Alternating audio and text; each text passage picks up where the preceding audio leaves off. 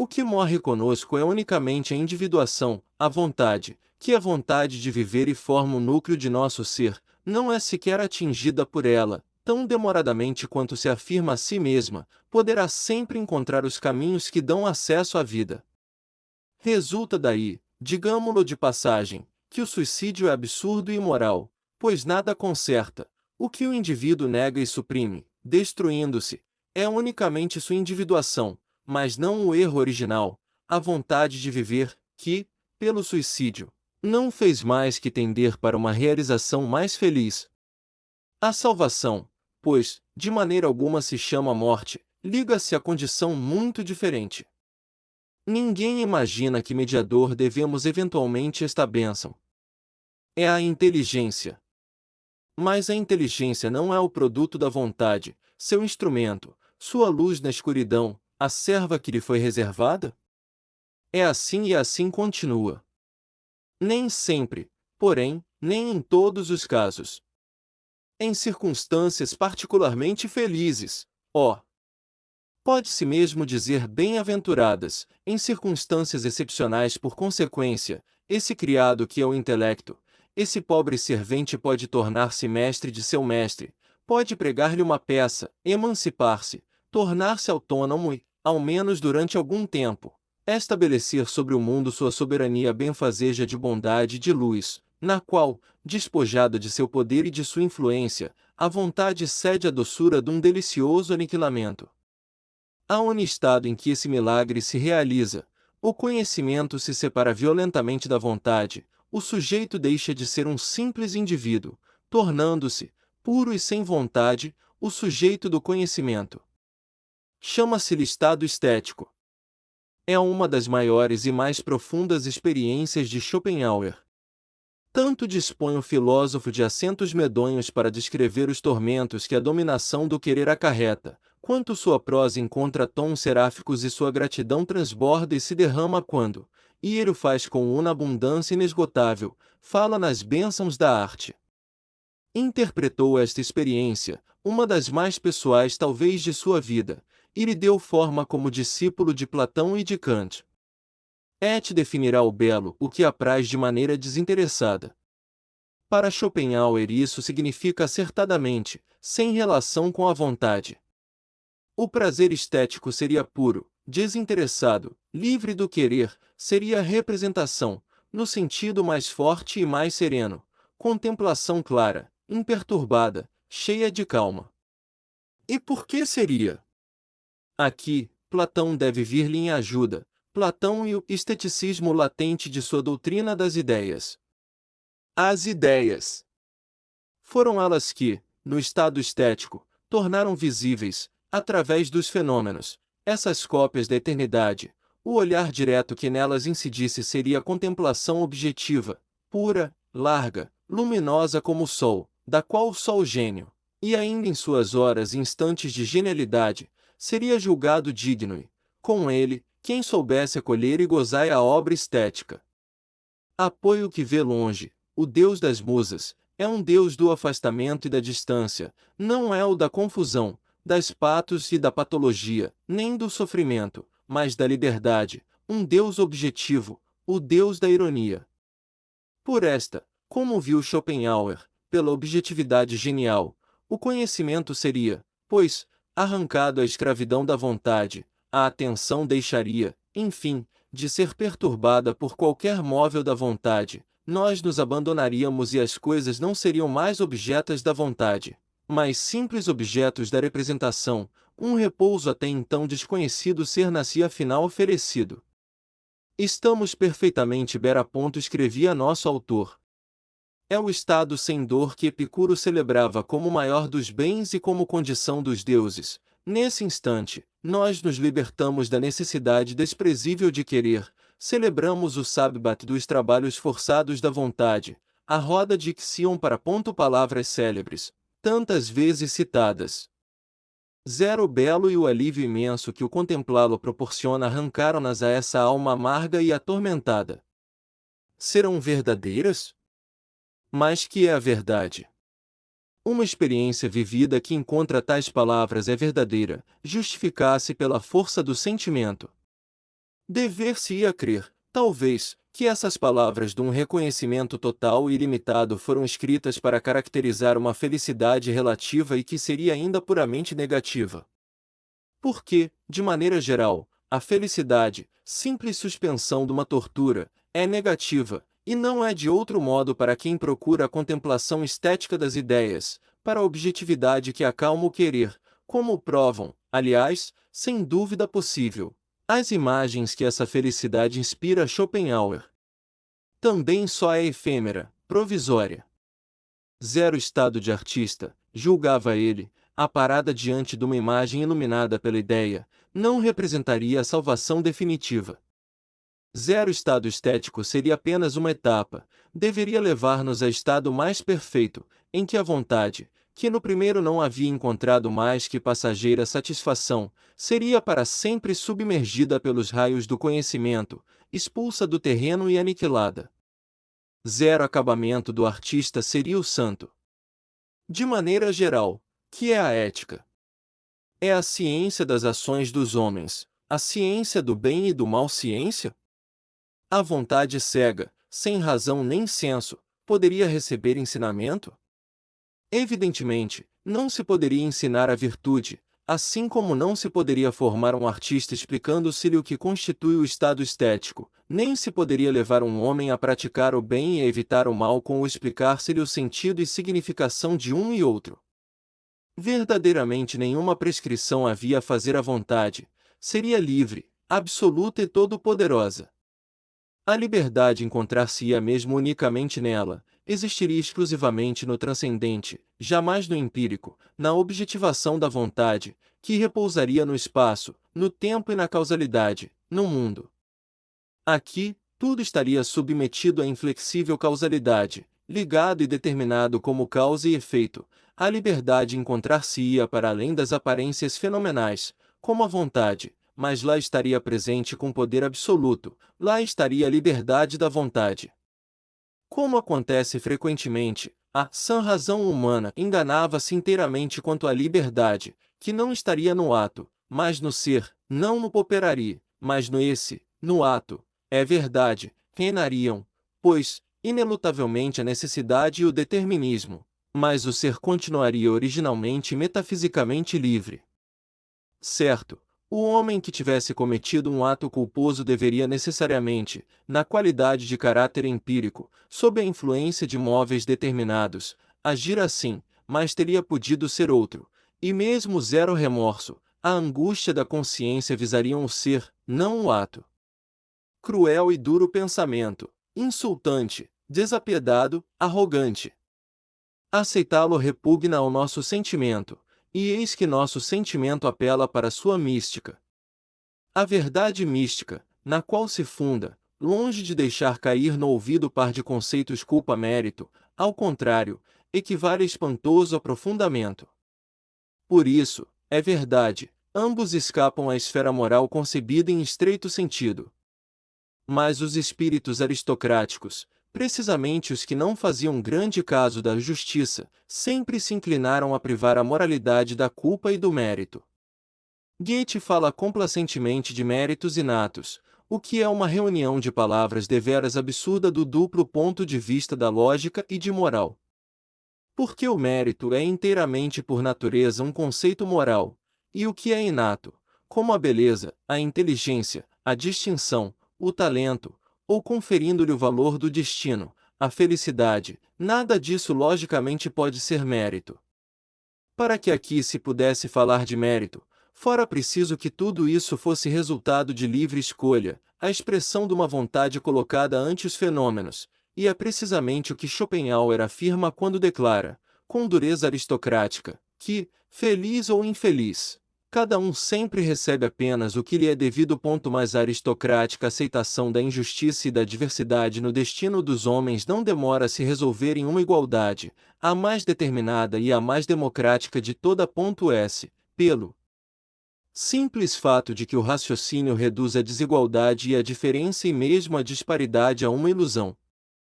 Para designar esta ilusão, serve-se Schopenhauer de um nome emprestado à sabedoria hindu, que ele admira muito, dada a concordância dela com a sua própria visão do mundo, chama-a o véu de meia.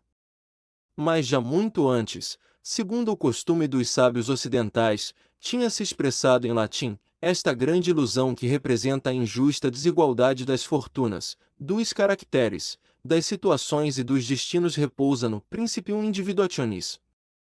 Diferença e injustiça não são mais do que as consequências que a multiplicidade no seio do tempo e do espaço implica, mas aquela que não é mais que aparência, é a representação que nós, seres individuais, graças à organização de nossa inteligência, podemos ter de um mundo que, em sua vera realidade, é a objetivação da vontade de viver una e única no todo e nas partes, em mim e em ti.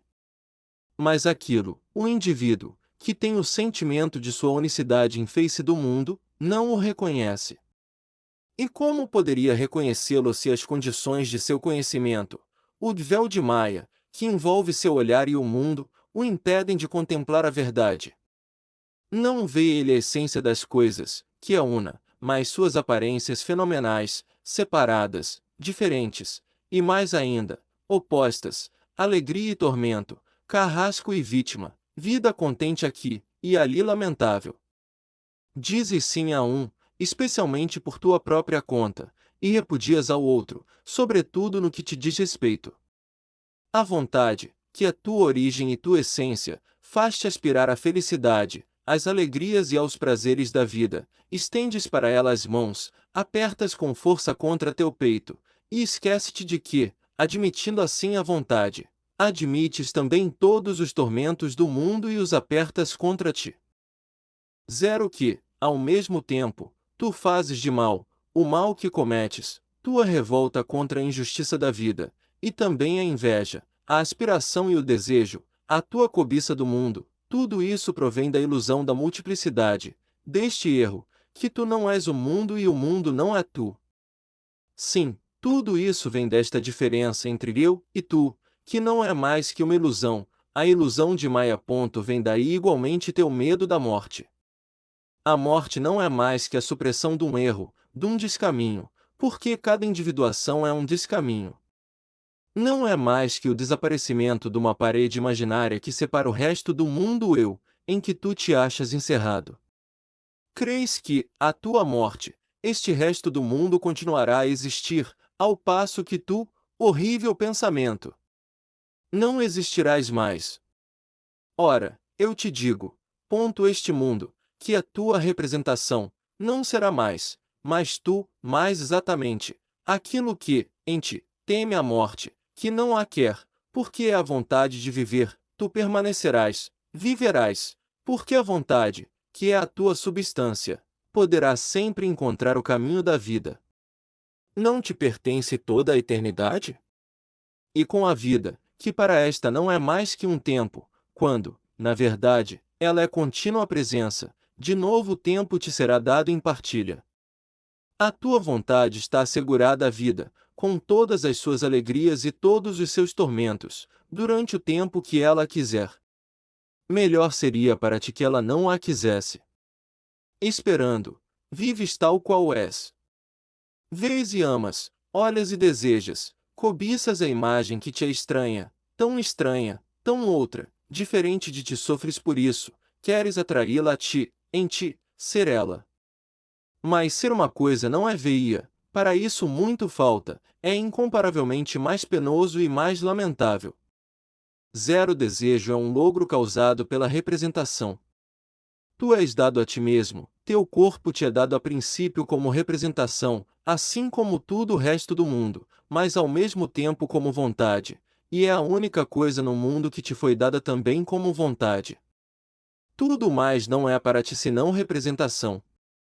Zero, o mundo inteiro parece-te um bailado, um espetáculo, ao qual o teu primeiro e natural julgamento está longe de atribuir tamanha realidade quanto a ti, o espectador, estás longe de torná-lo tão a sério quanto a ti, no mesmo grau e com o mesmo sentido. Ao eu, escravo do princípio de individuação, envolto no véu de Maia, todos os outros seres aparecem como máscara e fantasmas, aos quais não está absolutamente em condições de atribuir uma existência tão importante e tão séria quanto a tua mesma. Só tu importas, não é? Único ser real, tu és o centro do mundo, e tudo conspira para teu bem-estar, para, no máximo possível, afastar de ti sofrimentos da vida, para te procurar profusão de felicidades. Zero que aos outros acontece é de uma importância incomparavelmente menor, não te faz bem nem mal, tal é o ponto de vista do egoísmo natural, inteiro e inteiramente cego, o aprisionamento sem remissão no princípio de individuação. Penetrar com o olhar esse princípio, penetrar por intuição seu caráter enganador, que vela a verdade, pressentir confusamente que não há diferença entre eu e tu, ter o sentimento de que por tudo e em todos os seres não há mais que uma só e mesma vontade, é o começo e a essência de toda a ética. Zero mal é aquele que, desde que nenhuma força exterior o impeça, comete o mal, isto é, um homem que não se contenta com afirmar a vontade de viver tal qual aparece em seu corpo, mas, além disso, nega que aparece nos outros e se esforça por aniquilar-lhes a existência, desde que entrave o caminho aos esforços de sua própria vontade. No caráter mau exprime-se uma vontade imperiosa, que ultrapassa a afirmação de seu próprio corpo, mas, sobretudo, uma profunda impotência do conhecimento para se libertar das aparências assim como do princípio de individuação, a ponto de se manter duro como o ferro na diferença que este princípio estabelece entre sua própria pessoa e todas as outras. É precisamente porque considera a essência das outras inteiramente estranha à sua, separada dela por um abismo, e porque nelas não vê, no sentido literal da palavra, mais que máscaras vazias atribuindo-se, com a mais profunda convicção, a única realidade que exista. A bondade é positiva. Faz obra de amor. Age, assim, por uma razão que sente profundamente. Se não o fizesse, julgar-se-ia semelhante a um homem que jejuasse hoje a fim de ter amanhã mais do que pode consumir. É exatamente assim que pensaria o homem de bem, se deixasse os outros na indigência, enquanto ele próprio vivesse na abastança. Para ele, o véu de Maia tornou-se transparente, desapareceu a grande ilusão que dá vontade dispersa nos fenômenos a aparência de gozar aqui e sofrer ali, quando é sempre a mesma vontade e o mesmo tormento que ela causa e sofre ao mesmo tempo. Zero amor e a bondade são compaixão, nascida do conhecimento do Tattvan Asi, do isto, és tu, do gesto que levanta o véu de Maia. Já o dissera Spinoza, benevolentia nial aliu deste, quam cupiditas es commiseratio horta, a bondade não é mais que o amor nascido da compaixão. Mas daí resulta claramente que, se a justiça se ergue até a vontade, pode esta por sua vez se alçar ainda, não somente até ao amor mais desinteressado e ao mais generoso sacrifício, mas na verdade, até à santidade. Porque, quando um homem chegou a tal conhecimento do amor, considera o sofrimento de tudo que vive como o seu e se apropria da dor do mundo inteiro. Vê-o todo. A vida, contradição interna da vontade e sofrimento que não cessa. A humanidade sofredora, a animalidade sofredora, e o conhecimento da coisa em si torna-se para ele um alívio do querer. Nele, a vontade se desviara da vida, porque, já que a sua compaixão refletida obriga a negá-la, como poderia provar ainda compreendendo aí a si próprio, o querer viver, de que a vida é a obra, a expressão e o espelho? A resolução que chegada a tal compreensão, toma um homem é a da renúncia, da resignação, da suprema impassibilidade. Nele se realiza a passagem da virtude para o nobre paradoxo da sese, um grande paradoxo, na verdade, porque acontece então que uma individuação da vontade renega o ser que nela aparece e que se exprime por seu corpo, que seus atos desmentem sua aparência e entram em luta aberta com ela. Zero asceta recusa-se a satisfazer o sexo, sua castidade é o signo de que, com a vida desse corpo, a vontade, de que ele é a manifestação, igualmente se anula. Como definir o santo? Aquele que não faz nada de tudo o que deseja e faz tudo o que não deseja. Ora, a castidade ascética, tornada a regra geral, acarretaria o fim da espécie humana.